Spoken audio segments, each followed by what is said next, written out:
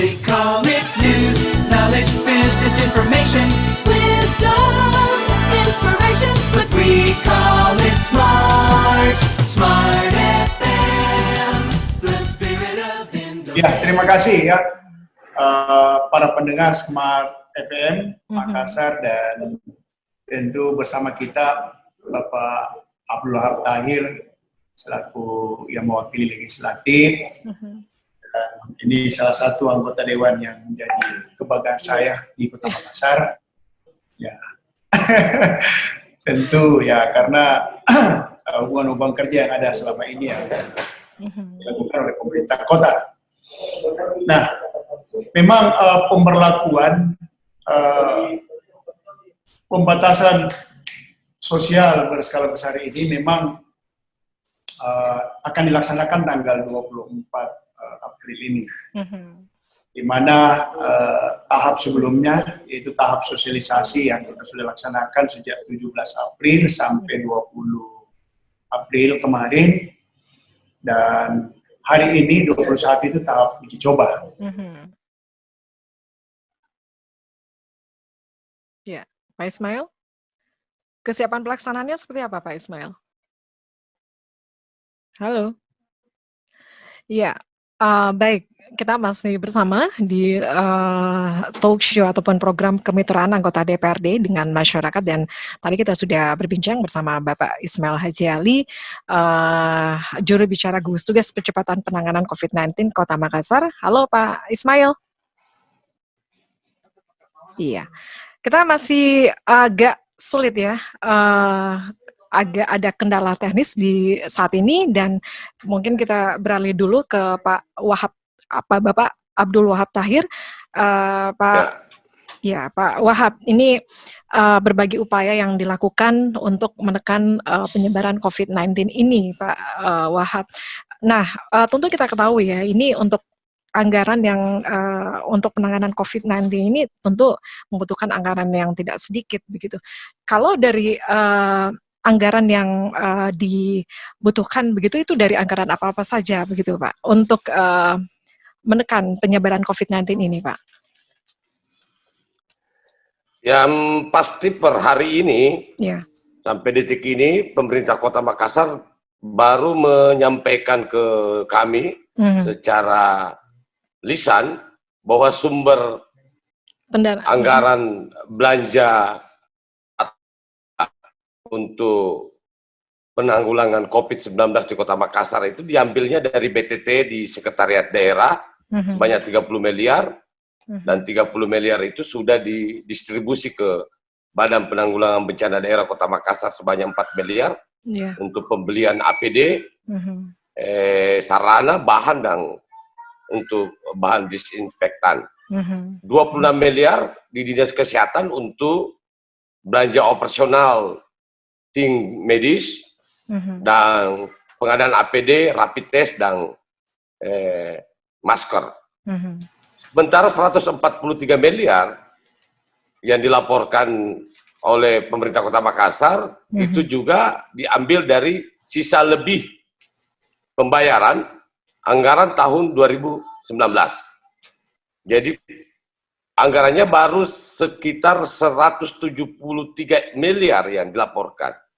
Sementara sayangnya Pak Humas ini, Jubir ini tidak putus gangguan. Saya mau tanya, itu angka yang 400 miliar itu kita minta supaya segera masukkan laporannya ke DPR. Ya intinya saya mau bilang begini, DPR itu lakukan dukungan total kepada pemerintah Kota Makassar soal penganggaran. Prinsip kerja kami di Dewan menyatakan bahwa kesehatan, nyawa masyarakat di atas segala-galanya.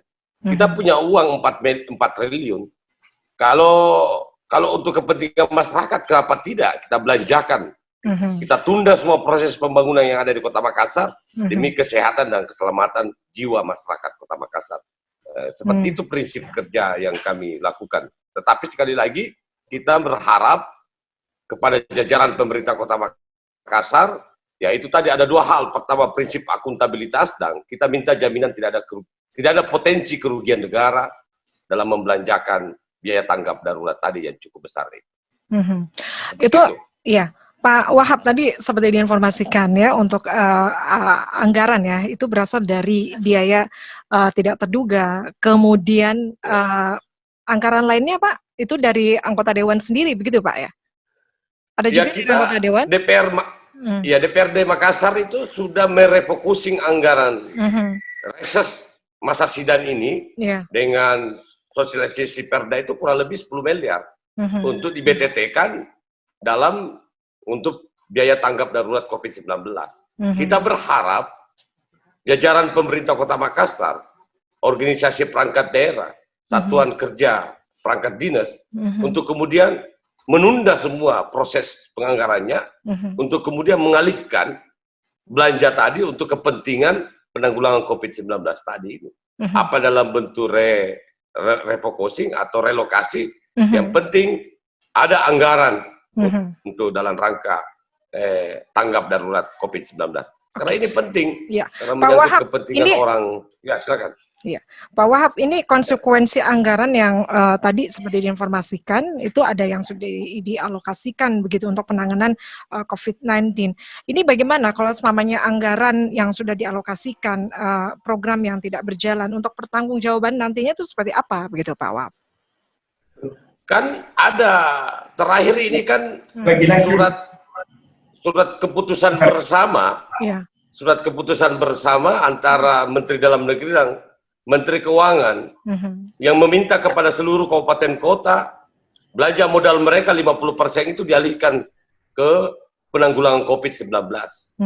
Saya pikir mekanisme penganggarannya nanti kita bisa sesuaikan karena keadaan ini adalah keadaan luar biasa, bukan keadaan biasa, sehingga kita lebih fleksibel di DPR ini untuk kemudian mendorong proses pemerintahan ini bisa berjalan dengan baik dalam rangka penanggulangan COVID-19 ini. Prinsipnya, atas nama kepentingan rakyat, atas nama kesehatan dan jiwa rakyat, ya anggaran itu kan memang untuk rakyat. Kenapa tidak kita serahkan ke mereka untuk kemudian dimampatkan untuk kepentingan rakyat. Yang penting, proses pemampatannya, belanjanya, itu betul-betul prinsipnya akuntabilitas dan hati-hati jangan sampai menimbulkan potensi kerugian negara. Seperti jadi kita mendukung lah. Kita mendukung upaya eksekutif untuk membelanjakan anggaran tersebut.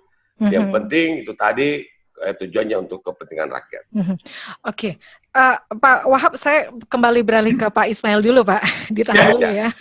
Oh, tadi mati lampu. Oh, mati lampu, Pak. Iya, berkedip lampunya. Saya kira Bapak kemana gitu, Pak. Langsung menghilang. Baik. Ya. Iya, tadi dicari sama Pak Wahab tadi, Pak Ismail. Ini kok bisa tiba-tiba menghilang begitu. Baik. Apa saya lanjut dulu yang tadi? Iya, silakan Pak Ismail. Ini bagaimana kesiapan pelaksanaan PSBB begitu di Makassar, Pak?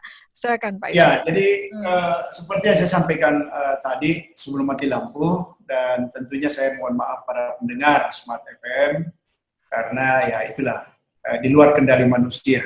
Walaupun kita selalu berusaha bahwa hal yang demikian ini bisa dihindari. Nah, terkait dengan pelaksanaan PSBB yang rencana 24 April nanti sudah diterapkan sehingga tanggal 7 Mei 2020 ini, tentu pemerintah kota sudah melakukan berbagai hal. Bagaimana upaya-upaya yang dilakukan dalam rangka penerapan pelaksanaan PSBB ini bisa berjalan secara maksimal, ya. Kita tadi sudah disebutkan bahwa tahap sosialisasi sudah kita lalui. Tahap sekarang ini adalah tahap uji coba selama 3 hari 21 sampai 23 April. Dan alhamdulillah di lapangan sempat tadi saya masih mendapat laporan-laporan selaku juru bicara bahwa di lapangan memang banyak hal yang terjadi. Kalau kemarin kita masih bersifat himbauan, hari ini dan 2 hari ke depan sebelum pelaksanaan tanggal 24 April ini, tentu pihak-pihak yang terkait dengan pelaksanaan daripada PSBB ini, khususnya dari pihak keamanan, antara lain ada Satpol PP dari unsur Pemkot, ada TNI dan polisi yang membackup daripada pelaksanaan PSBB ini sudah melakukan secara maksimal. Memang di hari ini seperti kemarin yang sudah kita ulang-ulangi dan sampaikan bahwa poin penting dalam pembatasan sosial berskala besar ini yaitu ada 5 poin penting. Yang pertama kita sudah lakukan dan sudah lalui yang namanya di peliburan anak sekolah, pembatasan sosial keagamaan, pembatasan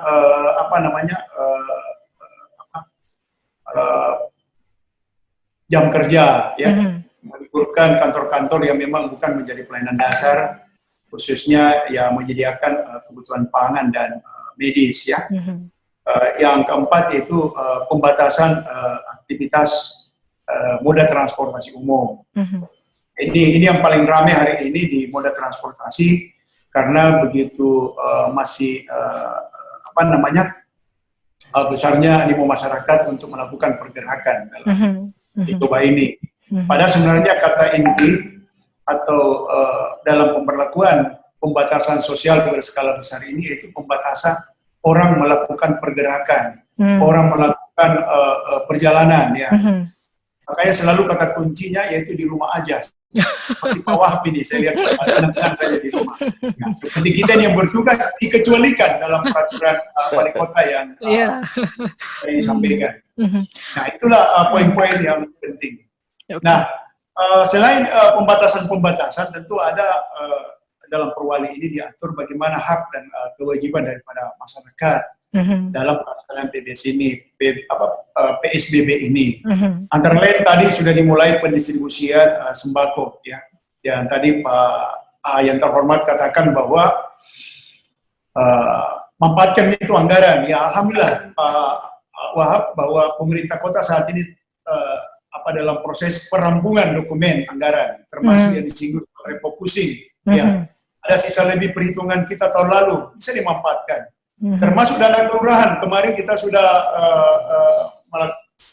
melakukan juga virtual meeting dengan seluruh camat dan lurah untuk bisa dimaksimalkan dana-dana kelurahan yang Makassar itu tahun ini mendapat porsi kurang lebih 69,2 miliar. Ini juga sudah dilakukan pergeseran-pergeseran yang mengarah pada bagaimana penanganan pencegahan COVID-19 di Kota Makassar ini bisa dilakukan secara maksimal. Itu. Pak Ismail tadi seperti informasikan ya bahwa ada beberapa poin penting begitu. Untuk moda transportasi sendiri itu apa yang perlu dipertegas di sini begitu Pak? Karena ada juga informasi yang mengatakan begitu Pak, itu dilarang berboncengan, ada lagi hal-hal lain untuk kendaraan roda 4 begitu, ada maksimal penumpang berapa orang begitu Pak. Apakah semua itu diatur begitu pada saat pelaksanaan PSBB begitu? Ya, saya kira dalam tahap sosialisasi sudah disampaikan juga ke masyarakat, ya. Yang kendaraan roda 2 baik pribadi maupun yang digunakan untuk berusaha seperti ojol atau ojek online, itu nanti pada saat pemberlakuan dan mulai saat ini sudah diarahkan masyarakat untuk tidak melakukan lagi berboncengan. Jadi betul-betul hanya digunakan untuk satu orang dan boleh menggandeng tapi bukan orang, bisa membawa barang.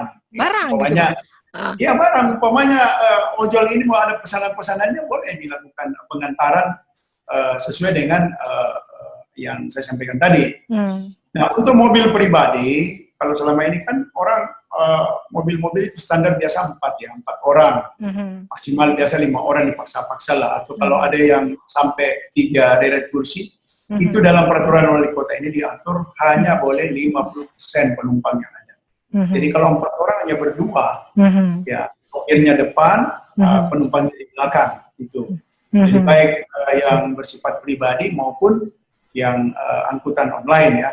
Tapi saya kira angkutan online juga yang di sini di dalam pelaksanaan PSBB disarankan karena orang juga mau bergerak kemana, kecuali emergensi. Emergensi itu pun juga ada kan kriterianya. Ada pengecualian-pengecualian yang diatur di dalam. Umpamanya juga yang dikecualikan pengangkutan barang atau logistik itu masih diberikan kesempatan karena memang pemberlakuan PSBB ini bukan bahwa harus betul-betul berhenti semua. Ada yang mencari pengecualian, termasuk pekerja-pekerja media yang ada, media cetak atau teman-teman awak media yang bergerak mencari berita, silahkan, itu boleh, asal jangan berboncengan. Kalau suami istri bisa nggak Pak? Kalau suami istri yang berboncengan gitu Pak? Nah, Suami inilah istri. yang jadi perbincangan kita juga kemarin sebelum perwali ini ditetapkan. Yang kekhawatiran kita kalau ada yang ditoleransi, nanti ada yang keberatan.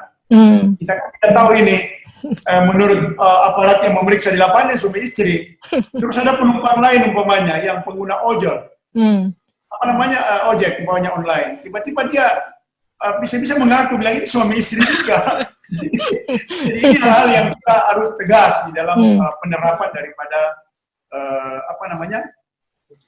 PSBB ini. Jadi memang hal-hal yang demikian ini bisa timbul di lapangan, tapi alhamdulillah pihak keamanan kita mulai dari Satpol, polisi dan di TNI itu kita akan secara konsisten akan melaksanakan.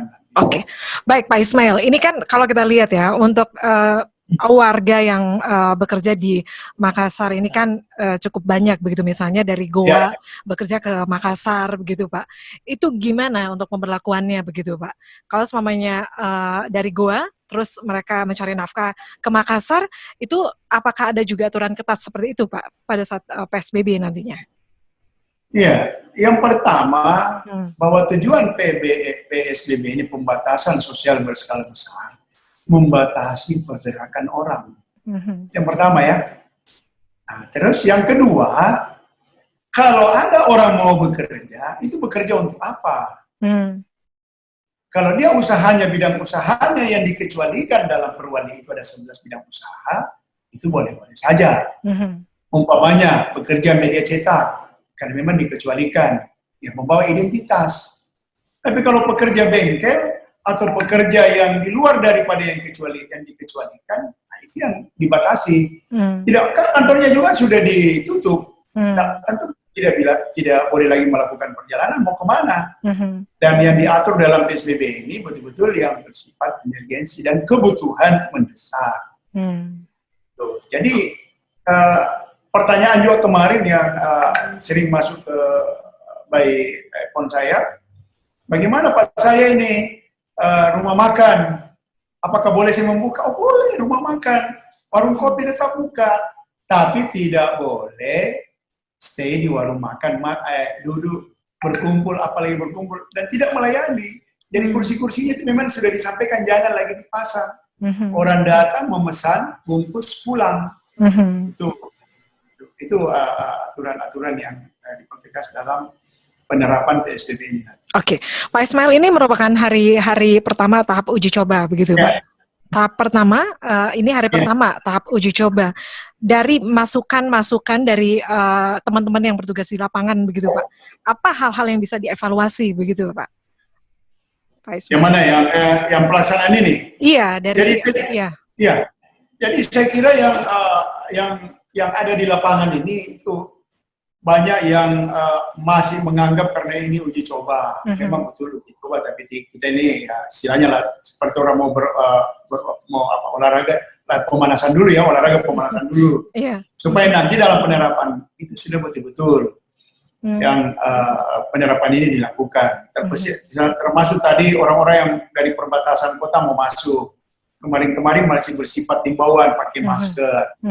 Jaga jarak, tidak boleh berboncengan. Ya hari ini sudah diterapkan uji coba itu dan sudah diwanti-wanti bahwa pada saatnya nanti 24 kita tidak ada lagi toleransi. Orang berkumpul akan disiram dengan water cannon atau mobil pemadam.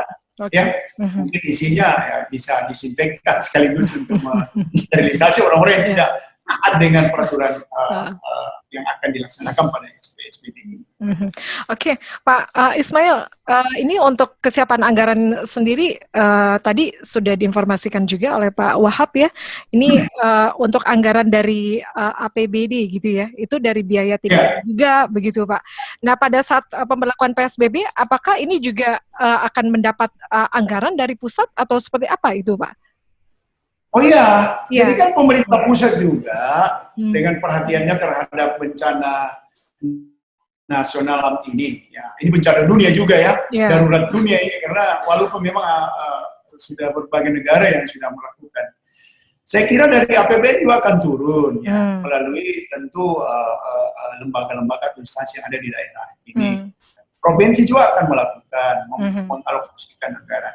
Tapi memang di dalam keputusan bersama, Menteri Dalam Negeri dan Menteri Keuangan itu memang kita diarahkan untuk bisa merasionalisasi, bisa melakukan reposisi anggaran yang tadi Pak Wahab sudah sampaikan bahwa di dalam peraturan bersama itu diarahkan seluruh daerah untuk melakukan 50% belanja-belanja yang tidak sesuai dengan kebutuhan yang ada saat ini dalam kondisi COVID-19.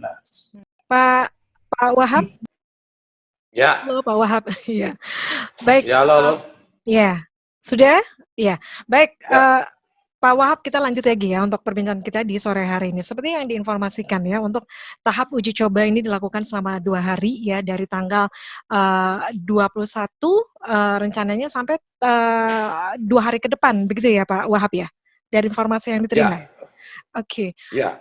Sebenarnya pada saat pemberlakuan PSBB itu kan banyak hal yang memang harus disiapkan begitu Pak. Tapi kalau selama dari Pak Wahab sendiri pada saat pemberlakuan PSBB begitu Pak, apa yang tentunya yang paling dibutuhkan oleh masyarakat begitu Pak pada saat pemberlakuan pembatasan sosial berskala besar ini Pak Wahab?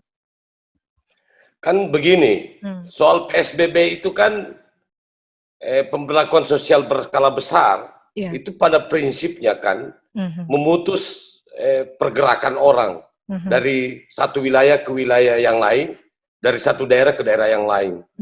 PSBB juga itu bertujuan untuk melarang orang untuk berkumpul di satu tempat yang kemudian berpotensi menimbulkan migrasi penyakit virus COVID-19 tadi. Nah, kalau kita menginginkan hasil ini maksimal, ya orang kita harus larang keluar rumah kan, seperti itu. Kalau tidak terlalu penting, jangan keluar rumah. Karena potensi penyebaran virus itu sangat besar terjadi apabila kontak langsung dengan manusia dalam kurung 14 hari masa inkubasi tadi. Sehingga menurut saya PSBB ini akan efektif kalau pemerintah Kota Makassar betul-betul konsisten menerapkan perwali yang telah ditetapkan oleh PJ Wali Kota.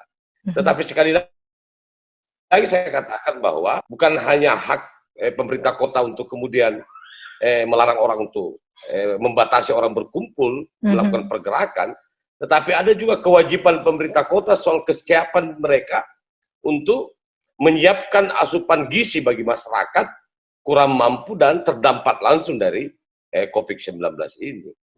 Karena kalau kita larang orang keluar rumah kan dia punya konsekuensi orang tersebut tidak mendapatkan pendapatan. Nah, oleh karena dia tidak mendapatkan pendapatan, pemerintah bisa melakukan policy intervensi untuk kemudian memberikan asupan gizi kepada masyarakat agar PSBB itu kemudian bisa maksimal dan bisa disiplin lah kita semua ini untuk tidak keluar rumah. Dan yang paling penting dalam PSBB ini, benar yang disampaikan oleh juru bicara gugus COVID-19 Kota Makassar. Kalau tidak penting jangan keluar rumah. Dan teman-teman semua harus memberi teladan. Tidak punya hubungan kerja soal dinas-dinas yang tidak punya hubungan kerja soal penanganan COVID-19 ini ya kerja di rumah saja kan. Jangan kemudian muncul ke tengah-tengah lapangan, kemudian mendegradasi semua pekerjaan PSBB ini tadi. Saya mendukung langkah pemerintah kota untuk kemudian memberi teladan dan melarang orang berkumpul, mengurangi ruang gerak orang, melakukan pembatasan orang dalam bergerak dalam satu daerah sehingga bisa memutus mata rantai penyebaran penyakit tadi. Pak Wahab tadi seperti diinformasikan pada saat pemberlakuan PSBB, hal yang terpenting itu adalah jaminan untuk logistik begitu ya, untuk masyarakat begitu Pak Wahab. Untuk dari anggota Dewan sendiri itu seperti apa untuk pengawasannya di lapangan begitu Pak? Dari dana-dana yang memang sudah dialokasikan khususnya untuk pendistribusian logistik begitu ke masyarakat. Ya kan kalau kita bicara soal PP tadi, bicara Permendagri, yang kemudian memberikan kewenangan kepada pihak eksekutif untuk menyiapkan jaring pengaman sosial dan yang ditunjuk adalah dinas sosial, kita mendorong dinas sosial untuk melakukan aksi-aksi dalam ketersediaan menyiapkan kebutuhan masyarakat yang terdampak.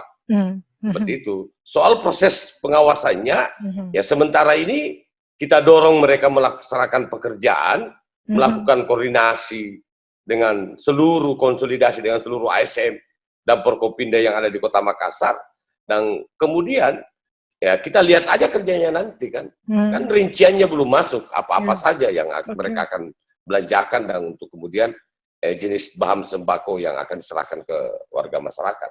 Kami masih mempercaya pemerintah Kota Makassar dalam hal ini dinas sosial bahwa mereka akan bekerja secara profesional, integritas penuh dengan berdedikasi dan memiliki integritas yang tinggi. Dan akuntabilitasnya nanti kita akan lihat dan lakukan recheck di lapangan. Kalau hari ini kan baru penyerahan secara simbolis, laporan dari masyarakat, ya kita berharap ada laporan masuk dari masyarakat sehingga kami kalau sewaktu-waktu dibutuhkan, kami siap turun meninggalkan rumah kami untuk kemudian melakukan recheck, membantu teman-teman pihak eksekutif. Tapi dalam rangka itu tadi, fungsi pengawasan, tidak dalam fungsi operasionalisasi, karena fungsi operasionalisasi itu diberikan kewenangan kepada pihak eksekutif. Seperti itu. Pak Wahab, ini ada yang mengatakan juga Pak, ini untuk penanganan COVID-19 ya, khusus di kabupaten, beberapa kabupaten di Sulawesi Selatan. Untuk di Makassar ini ada yang mengatakan bahwa anggarannya itu paling besar begitu Pak. Itu seperti yang diinformasikan tadi senilai sebesar 143 miliar begitu Pak. Itu untuk alokasinya kemana-mana saja itu Pak?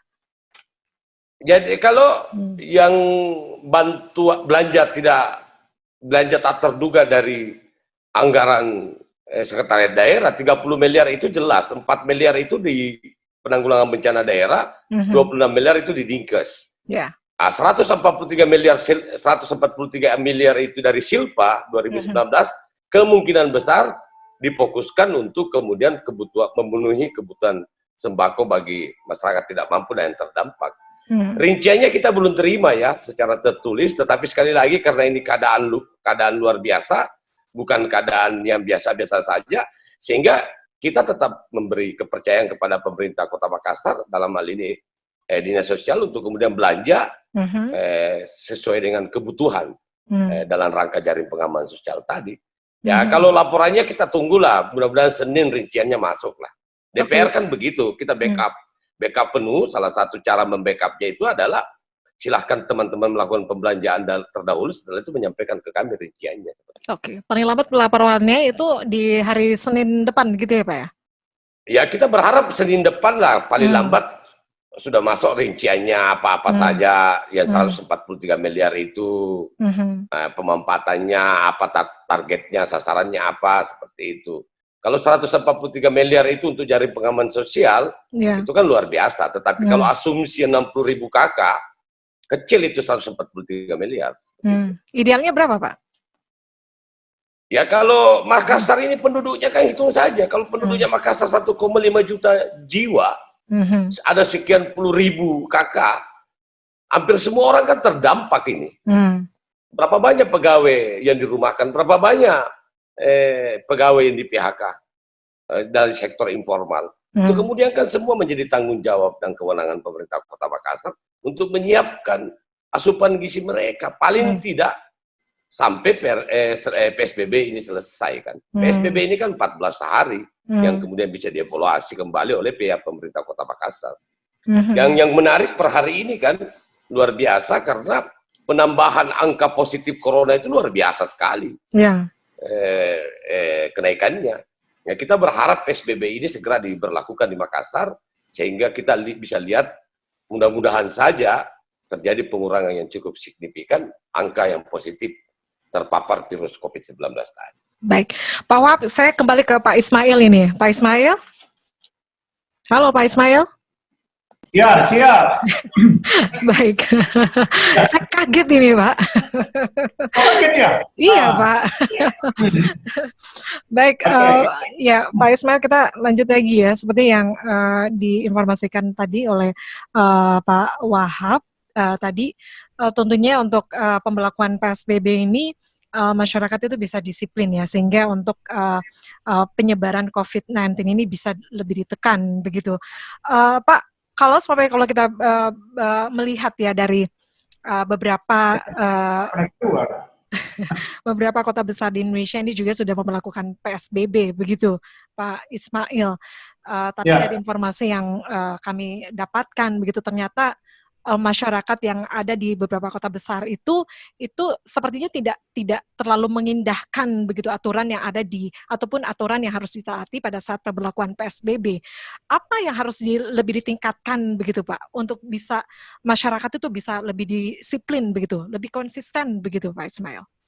Ya, jadi memang pemberlakuan pembatasan sosial berskala besar ini memang harus melibatkan seluruh komponen masyarakat. Bukan hanya pemerintah saja, ya. Termasuk tadi Pak Wahab sampaikan bahwa dukungan DPRD itu sudah salah satu daripada bagaimana bisa mensukseskan daripada pelaksanaan PSBB di Makassar. Karena pemutusan mata rantai COVID-19 ini, itu sebenarnya bentengnya ada di keluarga masing-masing, ada di rumah tangga masing-masing. Karena kalau rumah tangga atau keluarga kita, ya, ambillah contoh di dalam keluarga sendiri, yang keluar rumah, kita tidak tahu kemana, pulang membawa virus, itu akan lebih berbahaya buat keluarga-keluarga yang tidak disiplin tersebut. Nah, itu. Jadi memang kuncinya pembatasan sosial berskala besar ini harus dilakukan secara bersama, ya. Pemerintah ini hanya mendrive saja, mengarahkan masyarakat, ya. Karena ini musuh kita ini tidak kelihatan ini, dan dia bisa melekat di tubuh kita kalau kita keluar rumah. Saya saja ini 4 minggu terakhir ini sudah full time, siang dan malam. Ya, saya beri contoh saja praktek-praktek bagaimana kita bisa memutus mata rantai daripada COVID-19 ini. Saya tidak akan masuk rumah sebelum saya membuka pakaian, terus langsung membersihkan diri. Baru saja ini selama hidup, saya tidak pilih jam 12, jam 1 malam saya harus mandi. Dengan perasaan saya bahwa saya harus menjaga keluarga saya. Ya, bayangkan kalau kita membawa virus masuk di rumah, masuk lagi di kamar, berdekatan dengan keluarga yang ada dalam rumah, itu luar biasa. Saya selalu was-was dan waspada selalu. Mulai saya tinggalkan saja posko untuk kembali, saya cuci tangan, saya naik di mobil, saya jaga juga kendaraan yang saya gunakan, ya tidak terpapar juga. Kenapa? Kalau virus ini katanya bisa sampai bertahan 4-8 jam kalau di luar tubuh manusia, ya. Apalagi kalau dia melekat di tubuh kita. Wah, ini luar biasa ini, memegang lagi hidung. Semua lubang-lubang yang ada di bagian kepala kita itu bisa menjadi akses untuk masuk ke tubuh kita. Jadi itu saya kira harus kita bergerak bersama, dan ini tidak bisa bermain-main. Kutip pernyataannya Pak Wahab bahwa kita harus serius ini. Kita mengandalkan semua potensi. Tadi disampaikan persoalan anggaran 143 miliar itu kalau maksimal kita gunakan, ya bagaimana? Dan jaminan kehidupan masyarakat di dalam PSBB ini bukan hanya membagikan sembako.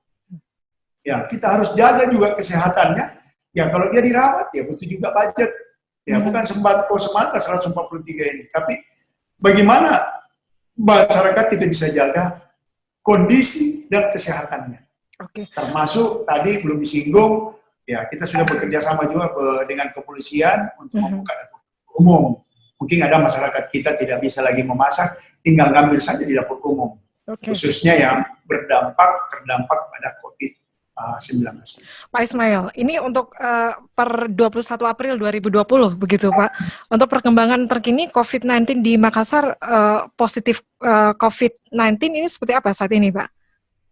Ya, kalau untuk kondisi hari ini, ya update per tanggal 21 April, itu untuk ODP itu 644 orang. Ya, orang dalam pengawasan, ya. itu kurang lebih 644 orang. Oke. Dan proses pemantauan, ya, jadi ODP ini orang dalam pemantauan ya, Iya. Itu kurang lebih 217. Dan selesai pemantauan 427 orang. Dan untuk pasien dalam pengawasan atau PDP, itu masih dirawat 157 orang, dan pulang dan sehat 70 orang. Jadi ada peningkatan ini yang sehat ya dari data kemarin. Yang meninggal 27 orang. Ini orang pasien dalam pengawasan. Sementara yang positif, kondisi hari ini itu dirawat 218 dan sembuh 45 orang. Sementara yang meninggal 22. Jadi ini kalau dilihat perkembangan ya, istilahnya yang positif, kemajuan daripada penanganan ini ada harapan ya bahwa orang yang sembuh itu sudah mencapai 115 orang, jadi 70 dalam posisi PDP dan positif itu 45 orang yang sudah sembuh. Walaupun dalam perkembangan status ini ada lagi satu status yang ini yang harus diperhatikan betul, dan saya sendiri setiap hari itu saya katakan jangan-jangan saya ini bagian daripada status yang keempat ini, yaitu OTG. Orang tanpa gejala. Orang tanpa gejala. Kenapa harus diwaspadai? Karena OTG ini, ya, saya kan ada di posko setiap hari. Saya tidak tahu orang yang datang, mau menyumbangkan, mau mendonor, mau membantu, mau mau bertanya kepada juru bicara. Saya biasa kadang-kadang dengan kesadaran saya, per 2 jam saya harus cuci tangan, per 3 jam, walaupun sudah sholat, ya otomatis kan sholatnya ya kita lakukan itu sudah ambil air wudhu. Tapi saya setiap berinteraksi sama orang, saya lakukan cuci tangan menggunakan sabun. Nah ini hal-hal yang secara pribadi saya lakukan. Dan walaupun setiap saat masih saya khawatirkan, waspadai bahwa apakah saya ini dengan lalu lalang aktivitas yang ada di posko ini dijamin tidak menurut saya. Ya, itu yang harus menjadi perhatian kita semua, karena lawan katanya yang ada sekarang ini lawan yang tidak kentara dan tidak nampak. Jadi tetap waspada gitu Pak ya. Baik, Pak Ismail, mungkin bisa disimpulkan apa yang ingin menjadi harapan juga ke depannya untuk masyarakat begitu Pak, dari adanya wacana pemberlakuan PSBB begitu Pak Ismail. Jadi himbauan saya dan harapan saya, kesuksesan daripada pembatasan sosial berskala besar ini itu tentu akan menurunnya paling tidak indikasi orang yang suspek, ya, orang yang terpapar dengan ODP, PDP, dan yang positif itu menurun. Karena 14 hari pemberlakuan ini bukan waktu yang hanya sampai di situ. Kalau hasil evaluasinya terjadi pengurangan, penurunan, bisa ditinjau ulang. 14 hari kita ini harus tinggal di rumah. Tapi kalau kita bersama-sama dan ini sukses, hanya 14 hari saya kira akan PSBB ini diberlakukan. They call it news, knowledge, business information, wisdom, inspiration, but we call it smart, Smart FM, the spirit of Indonesia.